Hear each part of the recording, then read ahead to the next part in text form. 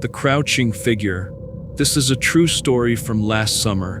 Last year, I attended a relative's memorial service in Amachi, Akita Prefecture.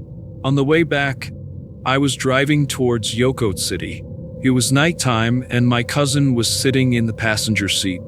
As we passed by a bridge, I spotted a figure crouched alone by the dark roadside. The figure was on the left shoulder of the road, facing away from me. What the hell? Who would be out here at this hour? I thought to myself as I slowed down a bit. My tired mind wandered aimlessly.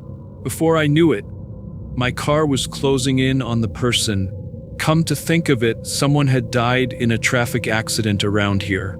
I recalled that my aunt had burned to death, trapped in her car. But why is this person dressed so warmly? They're wearing winter clothes in August. Wait, didn't the accident happen in the dead of winter? My car was almost past the bridge. 10 meters, 5 meters. Just as I was about to close the gap to less than 5 meters, the crouching figure swayed and stood up, staggering right into the path of my car. I wouldn't be able to brake in time. Whoa! I shouted as I instinctively jerked the wheel to the right. I had been driving slowly and cautiously enough to just barely avoid the collision. Relief washed over me, quickly followed by a surge of anger. Is that person drunk? I thought as I searched the rearview mirror for the figure I had just narrowly missed. But the road behind me was empty. After a few tense moments, as my mind began to clear, I felt a cold dread wash over me. Did you see that?